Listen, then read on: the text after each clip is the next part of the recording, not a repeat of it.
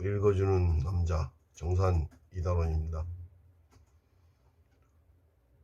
2019년에 일어난 조국 사태는 한국 사회가 두 진영으로 나뉘어져 상호 대화와 협상 또는 타협이 불가능하다는 점을 확인시켜준 상징적인 사건이었습니다. 이후의 진영 간 극심한 대결과 대립은 중도 세력까지도 볼모로 삼고는 어느 한쪽을 편들도록 강요하였습니다. 그 결과 지난 대통령 선거는 양 진영으로 쫙 갈라져 해방 이래 가장 근소한 차이로 당락이 결정되었습니다. 이는 향후 한국 사회의 전망을 암울하게 만드는 징조입니다. 의사소통은 물론이고 그를 기반으로 한 대화와 타협은 더욱 불가능하게 되었기 때문입니다. 이 문제를 지난 2019년 5월 발간한 논어대간 서문에서 짚은 적이 있습니다. 이에 의사소통이란 관점에서 쓴 서문을 소개합니다. 이 책 서문에서도 언급한 바 있지만 2년 후 구체적 사례가 있어 다시 한번 언급합니다. 한국만이 17개 선진국 중 유일하게 물질적 행복을 삶의 최고 가치로 뽑은 설문조사 결과입니다. 미국 여론조사기관 퓨 리서치 센터가 2021년 17개국 성인 18,850명을 대상으로 실시한 설문조사입니다.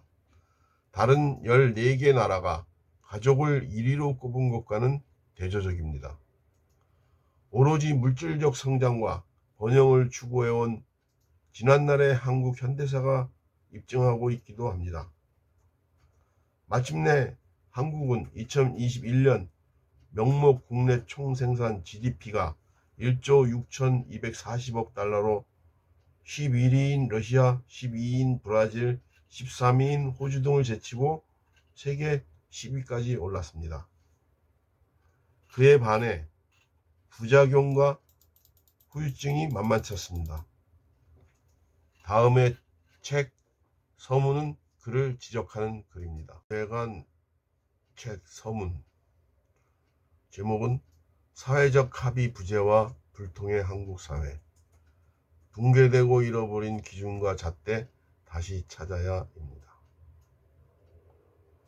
2019년 4월 17일 5명의 사망자와 13명의 부상자를 낸 진주시 방화살인사건은 조현병, 즉 정신분열증 환자에 의해 저질러졌으나 한국 사회의 상태를 상징적으로 드러내는 묻지마 범죄에 속한다. 또한 분노 원한 범죄이기도 하다. 이는 첫째, 우리 사회가 분노 사회를 넘어 원한 사회로 가고 있다는 대통령 직속 국민대통합위원회의 한국형 사회 갈등 실태 진단 보고서 2016년 발표의 한 사례이기도 하다. 참고부록 3에 자세히 나와 있습니다. 두 번째, 국민건강관리공단에 의한 조현병 진료자 수는 2017년 10만 8천여 명이다. 국제정신의학계에 의하면 나라별로 인구의 1% 정도가 조현병 유병률이 나타난다. 우리나라 역시 실제로는 환자 수가 50만 명에 달하는 것으로 추정되는 것이다.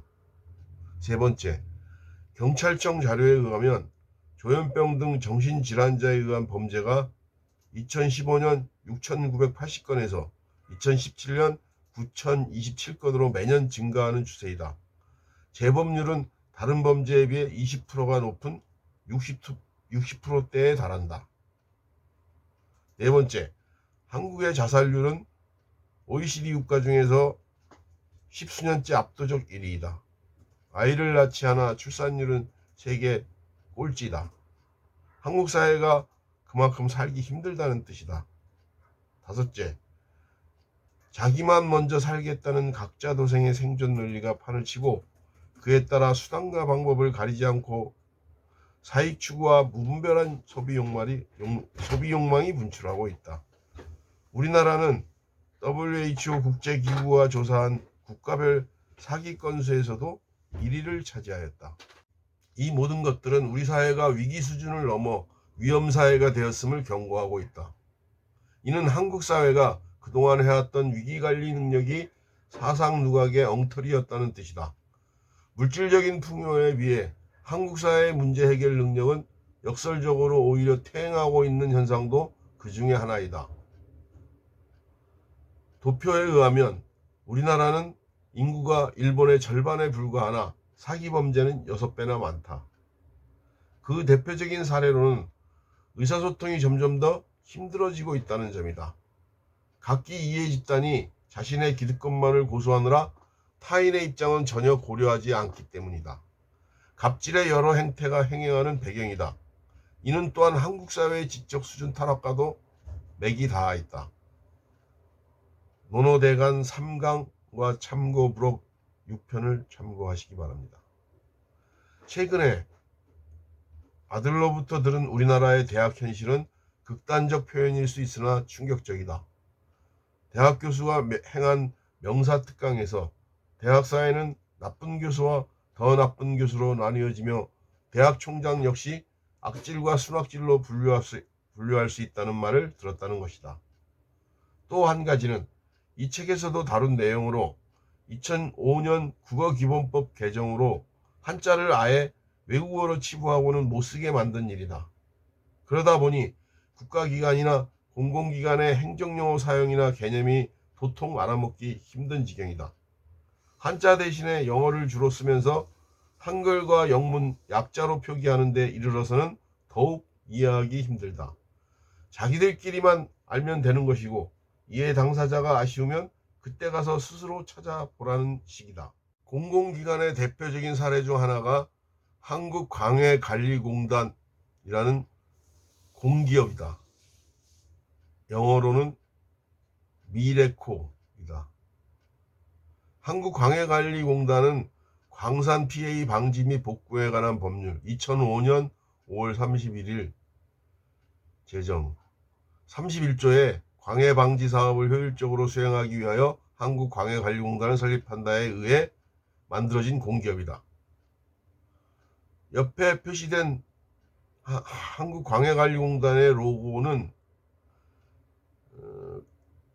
공단의 자체 설명에 의하면 초록광산은 솟아오른 대지 위에 갱구 2개가 겹쳐 광산의 첫 글자 M자를 형상화한 떠오르는 초록색 광산을 표현한 것이다. 여기서 말하는 광산은 광물을 캐는 1차원적인 광산의 의미를 넘어서 빛, 즉 무한한 가능성을 의미하는 빛을 캐는 빛광자의 외산자의 의미를 담고 있다는 것이다. 광해는 광산 피해의 약칭이다. MIRECO, 미래코는 MI와 RE, CO를 뜻하는 마인, 광산이라는 뜻과 리클러메이션, 개간, 간척, 되찾기라는 뜻을 가진 단어와 코퍼레이션, 법인 회사라는 뜻을 가진 단어가 각 단어의 앞글자 2개를 가져와 합친 합성어이다. 이 기관의 홈페이지에 실린 로고 설명은 겉만 번지르르하게 문식하는 말의 전형이다. 이 기관의 업무와 무슨 연관이 있는지 모르겠다. R2를 라이라고 발음한 것은 단순 실수라고 보기에도 민망한 한글 발음 표기이다. 이와 같은 영어와 엉터리 한글 발음 표기 방식은 언론 보도에서도 흔히 나타난다. 한국 사회의 공동체 분열과 붕괴 현상, 참고부록 5 참조. 한국 사회 공동체 분열과 붕괴 현상은 사회적 합의를 매우 어렵게 만들고 있다. 이로 인한 갈등 양상이 위험 수준을 넘어섰다. 우리나라가 해방 이후 거둔 성공 실적은 세계사적으로도 일반화할 수 없는 특이한 경우이다.